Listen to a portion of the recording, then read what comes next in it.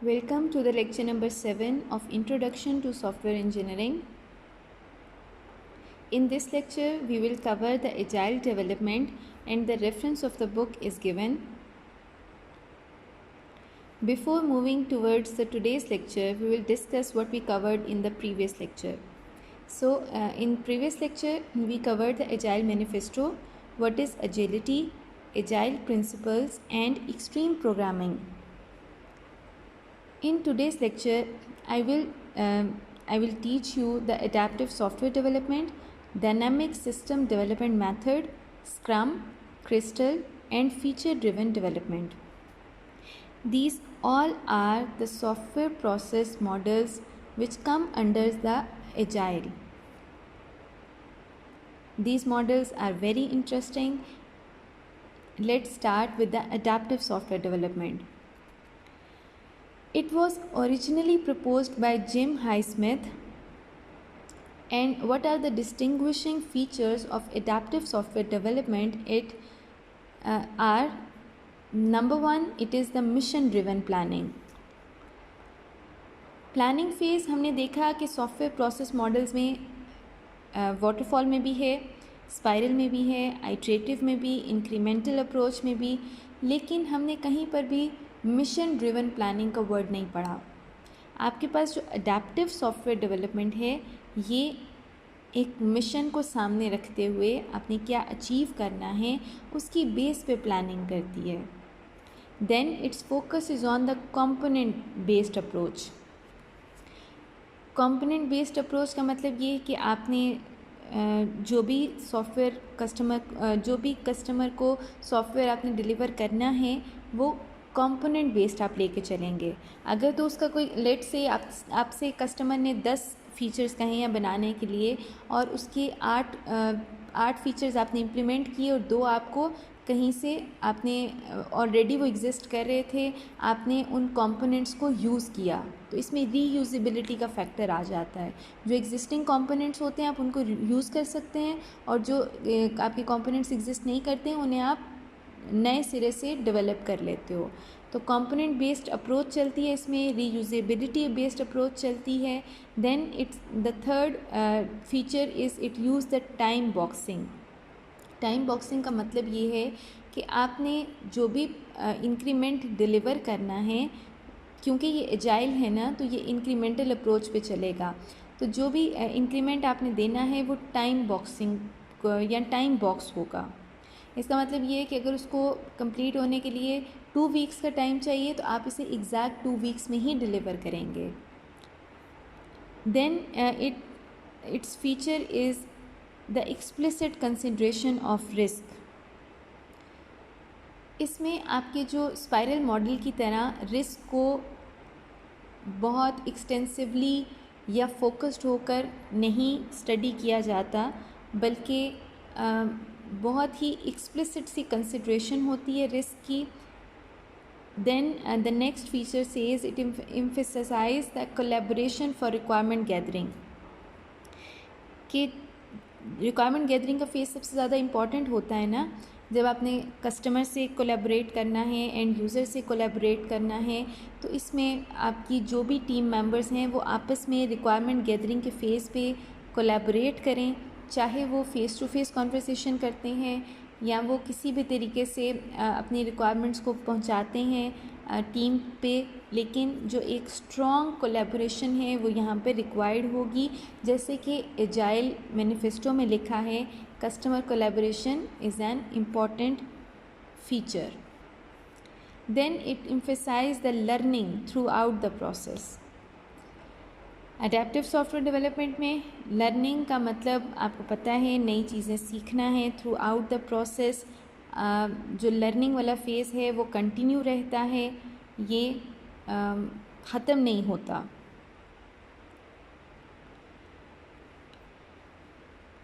Here is a diagram of adaptive software development. You can see that it has 3 phases: speculation, collaboration and learning. अब ये learning क्या है यहाँ पे आपको ज़्यादा क्लियर हो जाएगा, but let's start with the speculation. Speculation planning है. प्लानिंग में क्या होगा मिशन स्टेटमेंट्स यूज़ की जाएंगी, जो भी कंस्ट्रेंट्स होंगे प्रोजेक्ट के वो हम हाईलाइट कर देंगे, बेसिक रिक्वायरमेंट्स जो कि हम कस्टमर्स की कोलैबोरेशन से ले रहे हैं वो आ जाएंगी, और टाइम बॉक्स्ड रिलीज़ प्लान होगा। जो भी आप प्लान करते हैं वो एक स्ट्रिक्ट टाइमलाइन को फॉलो कर रहा होगा, आपने उस टाइमलाइन के अकॉर्डिंग डिलीवर करनी है अपनी प्रोडक्ट। तो ये यहाँ पर ही प्लानिंग फ़ेज़ में, स्पेकुलेशन फ़ेज़ में आपकी जो प्रोडक्ट है वो टाइम बॉक्स्ड हो जाएगी। देन कोलैबोरेशन कहाँ पर ज़रूरी है? रिक्वायरमेंट गैदरिंग में। जहाँ पर रिक्वायरमेंट गैदरिंग है वहाँ पर कोलैबोरेशन की हमें ज़रूरत होगी। Then joint application development. Joint application development का मतलब ये है कि लेट से आपकी सॉफ्टवेयर प्रोडक्ट में एक इंक्रीमेंट है और इस इंक्रीमेंट पे 2 लोग काम कर रहे हैं। अब दोनों ने डिस्कस किया कि कौन सा टूल यूज़ करना चाहिए, क्या रिक्वायरमेंट्स हैं, सब बातें डिस्कस की। लेकिन जब दोनों ने अपना प्रोडक्ट बनाया तो एक ने बैकग्राउंड में वाइट कलर यूज़ किया और दूसरे ने बैकग्राउंड में ब्लू कलर यूज़ किया। तो यहाँ पर आपकी जो कोलैबोरेशन है वो सक्सेसफुल नहीं होगी। तो जॉइंट एप्लीकेशन डेवलपमेंट का मतलब ये है कि आप जॉइंटली जो भी कोई एप्लीकेशन डेवलप कर रहे हो उसमें आपको रिक्वायरमेंट गैदरिंग में भी कोलैबोरेशन की ज़रूरत है, आपको एप्लीकेशन डेवलपमेंट में भी कोलैबोरेशन की ज़रूरत है। Then the third phase is learning phase. Learning phase में क्या होता है कि आपने the components which are implemented और टेस्टेड, आपने उनसे लर्न करना है। फोकस ग्रुप्स फॉर फीडबैक, जो भी फीडबैक मिले उससे लर्निंग करेंगे। फॉर्मल टेक्निकल रिव्यूज़, आपने ये भी मुमकिन है जो सॉफ्टवेयर प्रोडक्ट बनाई सिर्फ कस्टमर से रिव्यू नहीं लेना, बल्कि आपके जो टेक्निकल लोग हैं टेक्निकल रिव्यूज़ कर सकते हों उनसे भी आप रिव्यू लें कि उनकी इनपुट क्या है इस प्रोडक्ट पे। तो यूँ लर्निंग में हम उस सॉफ्टवेयर से थ्रू आउट हर इंक्रीमेंट पे लर्न कर रहे होते हैं। अब आपने ये तीनों फेजेस परफॉर्म कर लिए, then you release your software increment.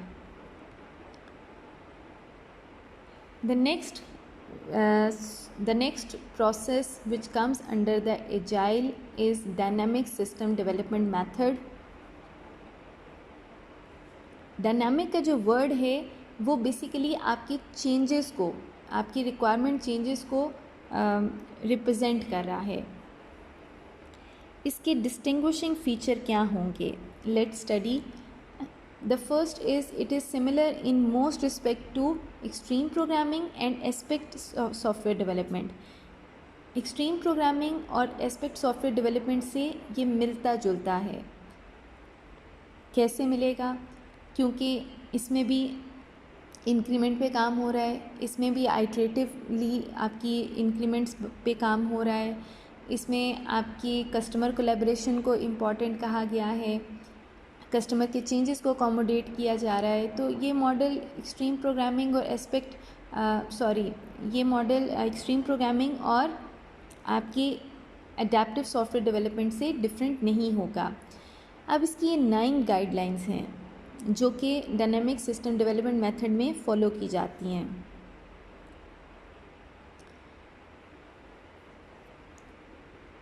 वैसे ये रिक्वायरमेंट्स, ये गाइडलाइंस कोई भी मुश्किल नहीं है, लेकिन एक दफ़ा मैं इनकी रीडिंग कर देती हूँ। The first guiding principle is active user involvement is imperative. DSDM team must be empowered to make decisions. जैसे हमने पढ़ा था एजाइल के प्रिंसिपल में कि, और उसके ह्यूमन फैक्टर में भी ये बात थी कि उनके अंदर डिसीजन मेकिंग एबिलिटी होनी चाहिए। तो बिल्कुल इसी तरह आपका जो डायनेमिक सिस्टम डेवलपमेंट मेथड है ये डिसीजन लेने के एम्पावर्ड होना चाहिए। The focus is on the frequent delivery of product. ऐसे नहीं कि आप 1 साल कस्टमर वेट करेगा, बल्कि आप उसे एक गैप के बाद, चाहे वो 2 वीक्स का है, 1 मंथ का है, 1.5 मंथ का है, आप उसे एक डिलीवर कोई ना कोई इंक्रीमेंट दे रहे हैं। Then fitness for business process is an essential criteria for acceptance of deliverables. अगर आपने अपना प्रोडक्ट या जो भी डिलीवर कर रहे हैं उसे एक्सेप्ट कराना है तो ये ज़रूरी है कि आपका जो बिज़नेस पर्पस है वो क्लियर होना चाहिए। Then again iterative and incremental development होगी इसके अंदर। All changes during development are reversible. अगर उन्हें कस्टमर चाहता है दोबारा रिवाइज़ कराना, उसमें कोई चीज़ ऐड करवाना, तो वो करवा सकता है। Requirements are baseline at a high level. Then testing is integrated throughout the life cycle. यानी ये तमाम जो 9 गाइडिंग प्रिंसिपल्स आपको नज़र आ रहे हैं ये एजाइल प्रिंसिपल से डिफरेंट नहीं हैं। So here are the 4 phases of dynamic system development method. The first phase is feasibility, then functional or model iteration, then design iteration और फिर उसकी implementation की जाती है।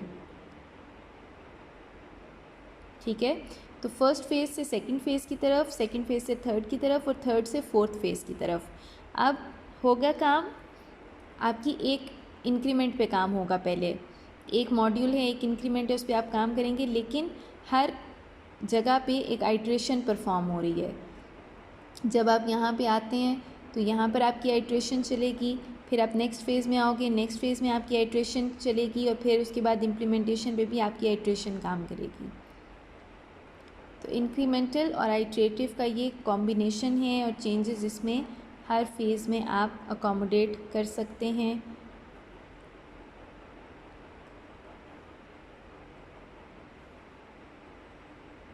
The third most important software process model which is using the agile is Scrum.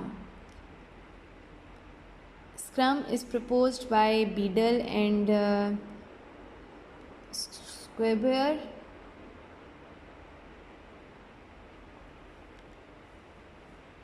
Scrum is proposed by these two.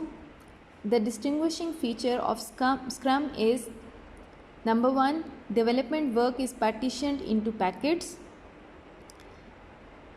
Packets का मतलब increments है यहाँ पे। Testing and documentation are ongoing as the product is constructed. आपका जो testing phase है और जो डॉक्यूमेंटेशन फ़ेज़ है वो हमेशा सॉफ्टवेयर प्रोडक्ट में काम करेगा। जब वो कंस्ट्रक्ट हो रहा होगा वो साथ साथ अपडेट हो रहा होगा, साथ साथ ये दोनों फेजेस काम कर रहे होंगे, जो कि हमने पहले भी देखा है कि आपकी जो इसका इम्पॉर्टेंट फ़ेज़ है वो कंस्ट्रक्शन है। डॉक्यूमेंटेशन स्टार्ट पे करना, हेविली डॉक्यूमेंट करना एजाइल मैनिफेस्टो में इंक्लूडेड नहीं है। Then another distinguishing feature of scrum is it works in the form of sprints and is derived from a backlog of existing requirements. इसमें आपका जो स्प्रिंट है वो बेसिकली एक इंक्रीमेंट होगा, एक मॉड्यूल होगा जिस पे आपकी टीम काम करती है। बेसिकली इसमें होता ये है कि जितनी भी रिक्वायरमेंट्स आपको कस्टमर से मिलती हैं उन रिक्वायरमेंट्स को आप प्रायोरिटाइज़ कर लेते हैं और रिक्वायरमेंट्स को प्रायोरिटाइज़ करने के बाद उन्हें एक बैकलॉग में ऐड कर देते हैं। बैकलॉग से आप रिक्वायरमेंट लेंगे जो कि एक ऑर्डर में पड़ी होंगी। रिक्वायरमेंट को लेने के बाद आप उस पर एक स्प्रिंट चलाते हैं, यानी स्प्रिंट आपका 2 से 4 वीक्स का लेट से है, उस पर आपने काम किया और स्प्रिंट पे काम करने के बाद आपने उसको नेक्स्ट आपने एक दिन में जो भी डिलीवर किया उस पर भी आपकी मीटिंग होती है और 2 to 4 वीक्स के बाद जो आप स्प्रिंट देंगे वो कस्टमर को डिलीवर हो जाएगा। Meetings are very short and sometimes conducted without chairs. Scrum में चूँकि हम डेली बेसिस पे मीटिंग कर रहे हैं इसलिए वो बहुत छोटी होंगी। आफ्टर 24 आवर्स स्प्रिंट की एक मीटिंग कंडक्ट होती है। Demos are delivered to the customer with a time box allocated. जो भी बेसिकली आप काम कर रहे हैं वर्किंग सॉफ्टवेयर पे या जो सॉफ्टवेयर प्रोडक्ट आपने बना ली है उन दोनों के लिए डेमोज डिलीवर किए जाते हैं और वो हमेशा टाइम बॉक्स होते हैं, यानी वो एक टाइम के अंदर आपने प्रोवाइड करने होते हैं अपने कस्टमर को।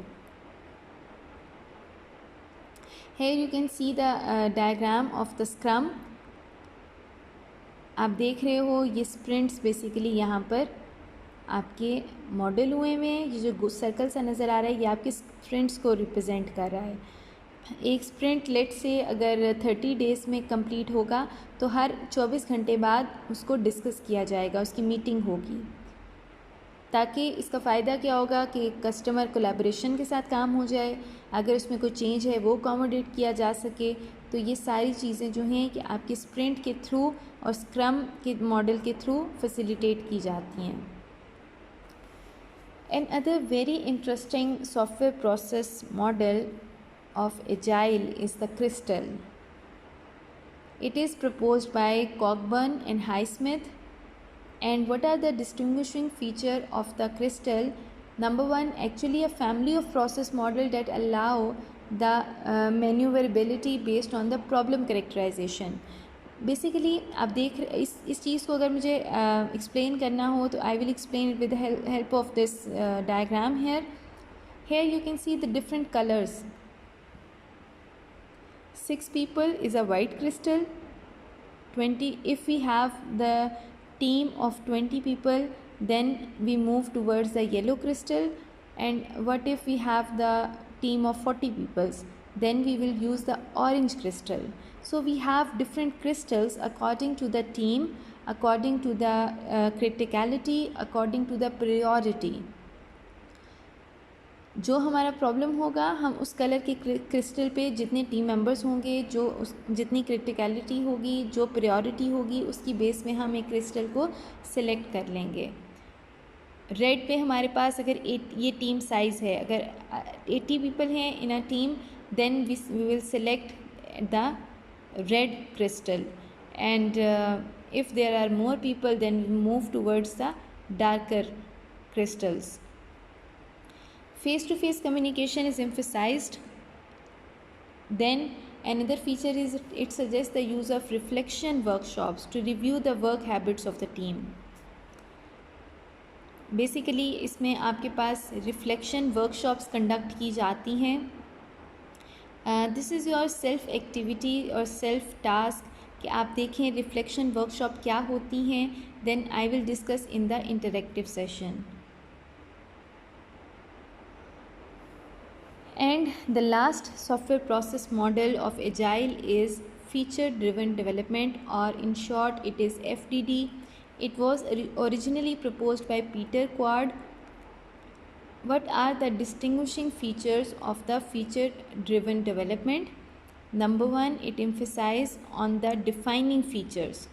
Feature क्या होता है? Feature is a client valued function that can be implemented in 2 weeks or less.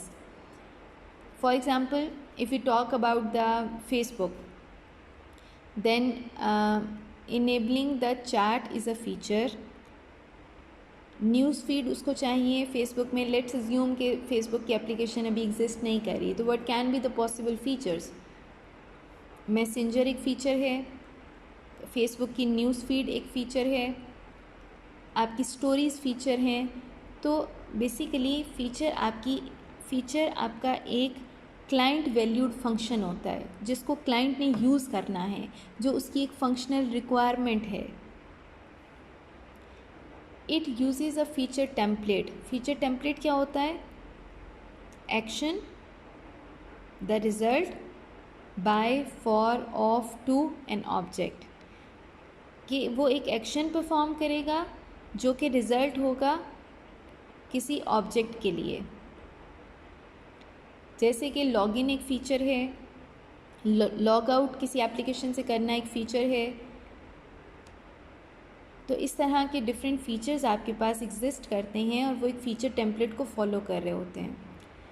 The third distinguishing feature of feature driven development is a feature list is created and plan by feature is conducted. सबसे पहले जब requirements customer से ली जाती हैं तो वहाँ पर एक फ़ीचर लिस्ट जनरेट की जाती है. उस फीचर लिस्ट को क्रिएट करने के बाद हम हर फीचर को सेपरेटली प्लान करते हैं. Design and construction merge in the feature driven development. अब ये बेसिकली आप देख रहे हो ये इसके फेजेस हैं. इन फेजेस को अगर मैं नेक्स्ट स्लाइड से डिस्कस करूँ तो it would be more clear. पहला फेज़ है it develop an overall model, then it build a feature list. सबसे पहले एक मॉडल बनेगा, मॉडल के बाद फीचर लिस्ट आ जाएगी, देन हर फीचर को प्लान किया जाएगा और फीचर को प्लान करने के बाद डिज़ाइन और बिल्ड किया जाएगा। अब ये हमने एक पैकेज में इन दोनों चीज़ों को मर्ज कर दिया है। बाकी एक्टिविटीज़ सेपरेटली हो रही थी, लेकिन यहाँ पर ये दो एक्टिविटीज़ सिंगल पैकेज में मर्ज हो गई हैं।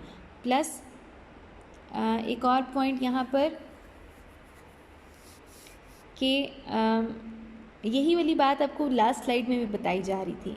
अगर आपको याद हो तो उसमें लिखा है कि हम एक फ़ीचर लिस्ट बनाएंगे और फिर उस हर फीचर को प्लान करेंगे, और फीचर को प्लान करने के बाद सिंगल फीचर को डिज़ाइन किया जाएगा और बिल्ड किया जाएगा, और ये दोनों एक्टिविटीज़ मर्ज हो जाती हैं एक सिंगल पैकेज में।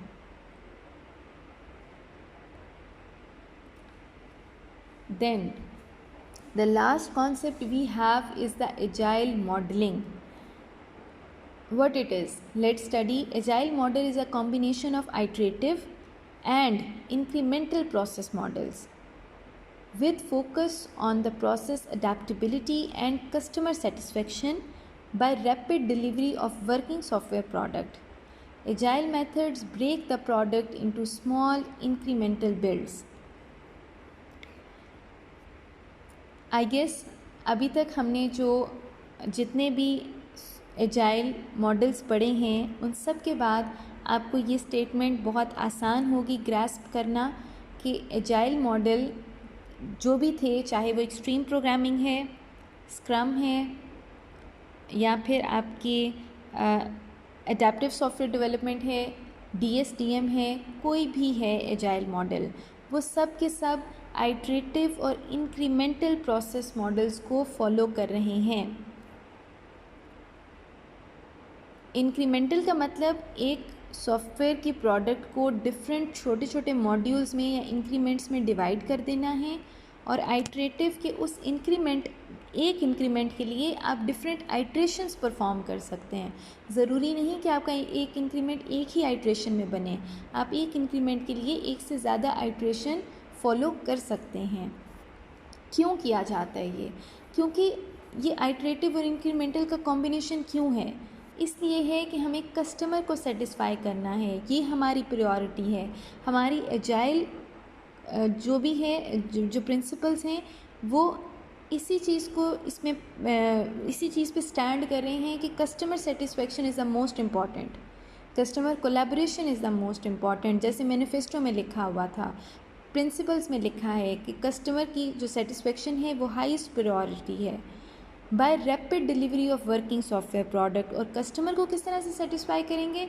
When we deliver him the rapid delivery of the product.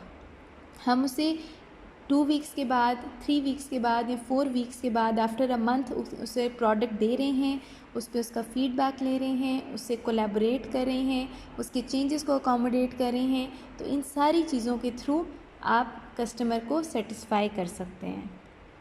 तो बेसिकली आप एक और चीज़ यहाँ पे नोट कर रहे होगे कि कस्टमर सेटिस्फेक्शन के इर्द गिर्द सारी बात घूम रही है। कस्टमर को सेटिस्फाई करने के लिए आप आइटरेटिव और इंक्रीमेंटल अप्रोच को फॉलो करते हो, और कस्टमर को सेटिस्फाई करने के लिए आप उसे rapid delivery of working software product provide करते हो। और देन जो लास्ट स्टेटमेंट है वो आपकी बेसिकली इंक्रीमेंटल वाली अप्रोच को ही दोबारा से रिवाइज़ करी है कि यहाँ पर होता ये है, जितने भी एजाइल मेथड्स हैं वो आपकी प्रोडक्ट को स्मॉल इंक्रीमेंटल बिल्ड्स में डिवाइड कर देते हैं। Let's summarize this lecture. In this lecture, we covered the adaptive software development model. We also seen the dynamic system development method, Scrum, Crystal, and feature-driven development models are also discussed in the lecture number 7. I hope the lecture is clear, but if there is any ambiguity, we can discuss in the live interactive session. Thank you.